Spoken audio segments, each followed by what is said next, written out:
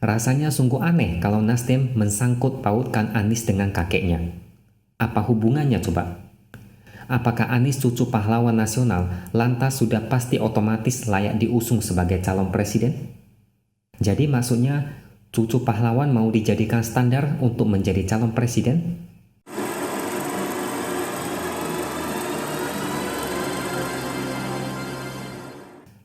Halo, bertemu lagi dengan saya X Hardy di Opini Seward.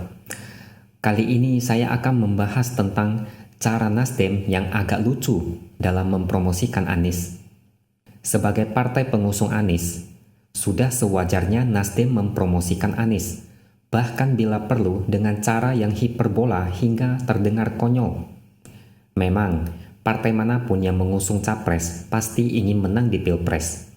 Tidak ada partai yang mau kalah, apalagi sampai tidak lolos ke Senayan.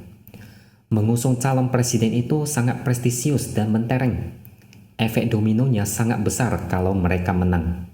Jadi jangan heran, apalagi ketawa, jika Nasdem mempromosikan Anies dengan cara-cara yang mungkin agak lucu.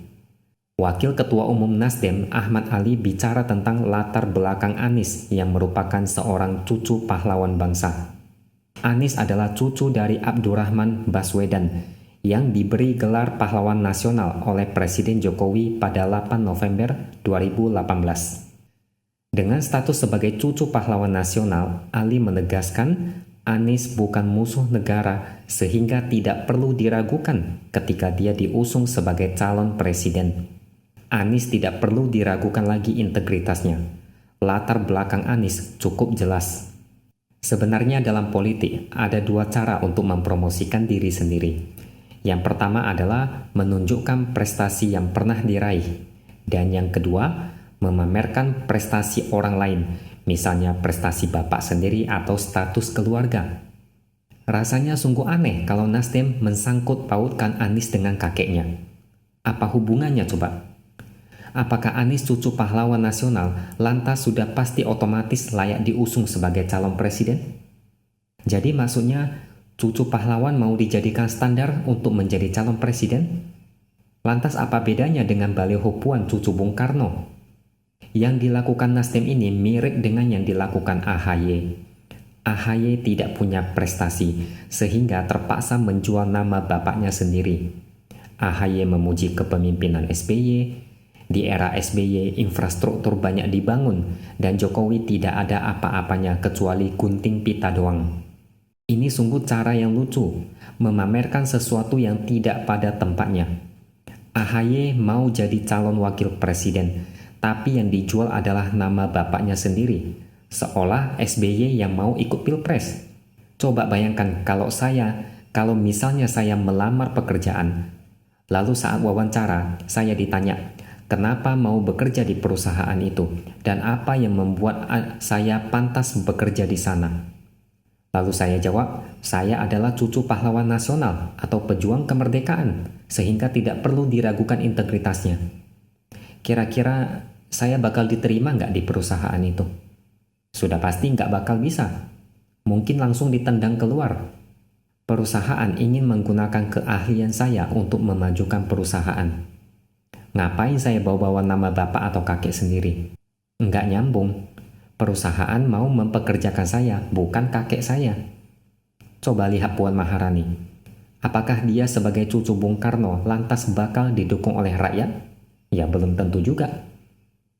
Hasil survei terbaru dari Litbang Kompas, elektabilitas Puan hanya 1% saja, sedangkan Ganjar mencapai 23,2%. AHY juga sama, bapaknya pernah jadi presiden 2 periode, tapi elektabilitas AHY hanya 2,2% saja. Nama besar orang tua atau keluarga tidak menjamin seseorang bakal sukses dalam politik, apalagi mau meraih kursi presiden. Nggak segampang itu. Rakyat sekarang sudah lumayan cerdas, sudah mampu memilih seorang pemimpin bukan dari latar belakang keluarga, melainkan rekam jejak, prestasi dan visi apa yang akan diwujudkan nantinya. Lagi pula orang yang memamerkan prestasi bapaknya atau menunjukkan status keluarga adalah orang-orang yang biasanya tidak punya prestasi yang bisa dipamerkan. Lihat AHY, apa yang bisa dia pamerkan?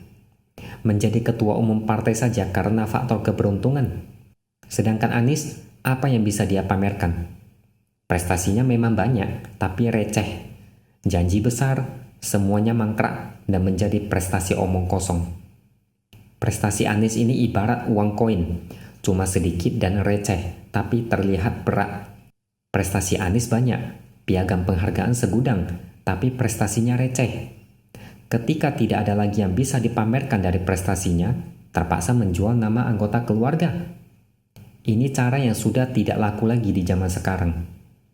Pilpres tujuannya untuk memilih pemimpin yang akan memimpin dan memajukan negara, bukan kontes untuk pamer bapak saya presiden, nenek moyang saya penguasa alam semesta. Calon pemimpin menjual visi dan misi, bukan menjual nama keluarga. Pak Jokowi adalah calon yang harus ditiru oleh calon pemimpin yang ingin jadi presiden. Jokowi tak pernah bilang bapaknya siapa, kakeknya siapa, keluarganya siapa. Enggak pernah. Begitu juga dengan Gibran saat mencalonkan diri di pemilihan wali kota Solo. Dia tidak pernah bawa-bawa nama Jokowi. Dia tidak pernah bilang bapaknya Jokowi mantan wali kota Solo, mantan gubernur DKI, dan presiden 2 periode. Dia dan Kaisang saat merintis bisnis juga tidak membawa nama Jokowi. Mereka mandiri dan berjuang sendiri. Beda dengan si anak manja yang apa-apa bisa didapatkan dengan mudah berkat bapaknya sendiri. Sehingga sampai sekarang dia masih belum bisa mandiri dan terpaksa menjual nama bapaknya agar orang-orang tertarik dengan dirinya. Nasdem harusnya malu mempromosikan Anies dengan cara seperti itu. Ini seakan Anies tidak punya prestasi besar sehingga harus mengungkit tentang latar belakang keluarganya. Bahkan sebelum itu, Surya Paloh sudah membuat statement yang lucu. Dia bilang Anies memiliki jam terbang tinggi sebagai bakal calon presiden. Karena itulah sangat pas jika Nasdem memilih Anies sebagai calon presiden. Jam terbang tinggi dalam hal apa coba? Kalau menurut saya, Anies punya jam terbang tinggi dalam hal kelebihan bayar. Dia punya jam terbang tinggi dalam kemampuan menebar janji manis lalu ingkar janji sambil pura-pura bodoh. Dia punya jam terbang paling tinggi dalam hal menata kata. Ini spesialisasi dia. Kalau bicara soal menata kata dan ngeles, seandainya ada perlombaan level olimpiade, saya yakin Anies pasti menang mutlak dan menyabet semua medali emas yang ada. Kalau mau menjual nama Anies, tak usah menjual nama kakeknya. Anies dan kakeknya adalah dua orang yang berbeda. Yang mau jadi presiden sekarang adalah Anies. Jadi yang dilihat publik adalah sosok Anies. Sosok yang terkenal pintar menata kata tapi tak bisa kerja. Anies adalah sosok yang didukung kelompok intoleran yang membuat pilkada DKI menjadi sangat kotor. Cap buruk itu sudah melekat dalam diri Anies sehingga tidak bisa lagi dibersihkan. Tidak peduli Anies itu siapa, dari keluarga mana, keluarganya siapa, yang Anies lakukan itulah yang dinilai publik. Katanya Anies itu salah satu the best bukan? Why not the best? Begitu kata Surya Paloh. Masa sosok yang katanya the best harus diungkit soal cucu pahlawan nasional? Kan nggak nyambung, betul? Sekian opini dari saya, sampai jumpa lagi di video berikutnya. Mengajak kami untuk berdampingan, untuk berjalan bersama, untuk meneruskan pembangunan di Republik ini, untuk memperbaiki yang kurang, untuk menuntaskan yang belum. Maka dengan memohon ridho dari Allah Subhanahu wa Ta'ala, dengan memohon petunjuk darinya, dan dengan seluruh kerendahan hati, Bismillahirrahmanirrahim, kami terima dan bersiap untuk menjawab tantangan itu.